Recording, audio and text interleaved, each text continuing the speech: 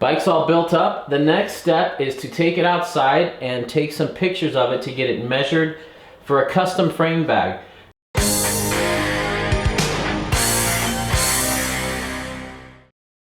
Because the triangle is so oddly shaped and so small, nobody makes a frame bag that suits us well, so I'm going to get a custom one from Rogue Panda. Let me show you that process. It's pretty awesome. Rogue Panda has a really cool process to get a custom frame bag on there. They call it PandaVision. Basically, I take a picture of my frame with a ruler against it or some common object like a dollar bill, and they put it on a projector and project it onto their fabric real time, and they can trace my frame using that projector. Super cool technology. So I'm gonna take a picture. They've got some guidelines on their website. You wanna be at least 15 feet away. You don't want the chain stays overlapping. You can go look at their instructions on their website. But I'm gonna take a quick picture real quick. All right, now I send this picture to Rogue Panda and they're gonna build me my custom frame bag to fit this perfectly. While I'm waiting for Rogue Panda to build my bag, I am going to be cleaning my frame and taping it up. I'm gonna be putting helicopter tape on it to protect it because bike packing really wears out a paint job on a frame. Now, I don't have a paint job, obviously. I wanna keep this thing in good shape. Helicopter tape. I'll put a link to this in the description below, also available on Amazon. They call it helicopter tape because they used to put it on the blades of helicopter rotors to keep the sand from chewing them up when they would fly. You can buy custom kits for a lot of different bikes, or you can just be creative and tape it up yourself. Now, Rogue Panda's bags do come with some of this tape as well, but I've also got some of my own, so I'm going to use that. I don't always tape my bikes, but bike packing bikes I do, just because the straps on the bag just rub it on every single bump, and I want to keep this beautiful frame looking beautiful.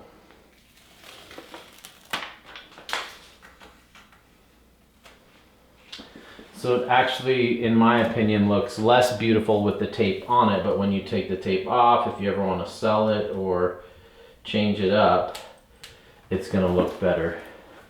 And you're never going to get all the bubbles out with this. With some of the frame protectors you can. They've got a really cool water-based glue, kind of like the invisible shield stuff, but this is just tape.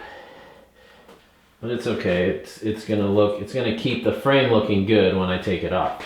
And it doesn't matter, it's going to be covered by bags anyway, so I don't build my bikes as art, I build them to be ridden. Look what arrived in the mail, my Rogue Panda bag.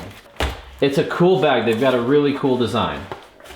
First of all, this is a stretchy panel, and what it does is it allows it, when it's jam-packed full, to not put stress on the zippers. Instead, it gives right here and it bulges a little bit more. On this side, we've got the map pocket, which is not nearly as deep as the other, but you can put maps, snacks, batteries, that sort of things in. And I opted for the stealth mounting that goes through the water bottle holes, which means it probably won't work on any other frame, but that's okay. I built this especially for this bike. Okay, here's our bag. And it's got two fender washers, which are big washers to keep it from poking through something, and the bolts. Poke the bolts through these slits on the bottom.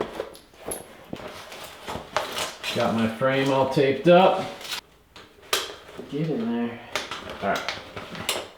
You can also get these with straps instead of the water bottle mount if you want to be a little versatile, go to other frames and you don't want to deal with this. Oh man, that looks cool. That looks really good. Nice work, Rogue Panda. Cool having them local in Flagstaff. I mean, it doesn't look like it's gonna hold much. That'll hold a ton. That'll hold a bladder. Water can fill in all the nooks and crannies. You can put all your food in there. And it's not gonna flop around, which is super nice. And it fits that cutout of the dropper cable nicely. Really good fabrics. Build quality is fantastic. They have a ton of cool fabrics to choose from.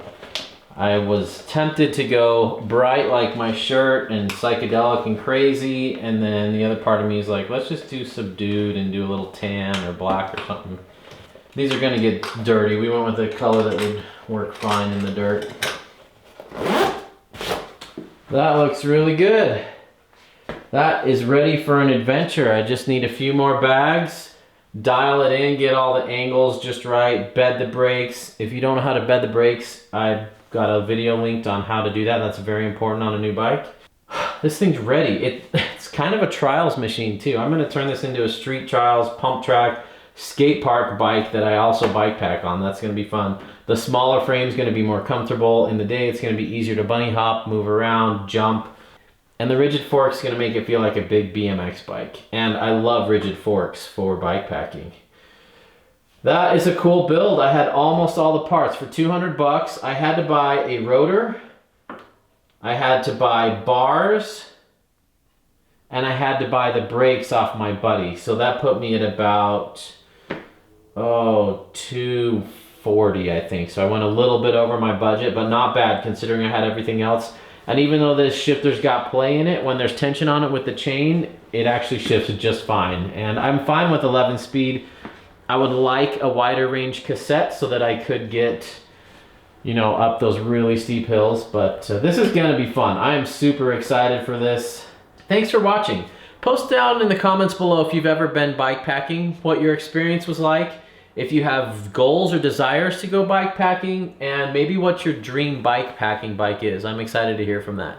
Thanks for watching. As always, there's a party in the mountains and you're invited.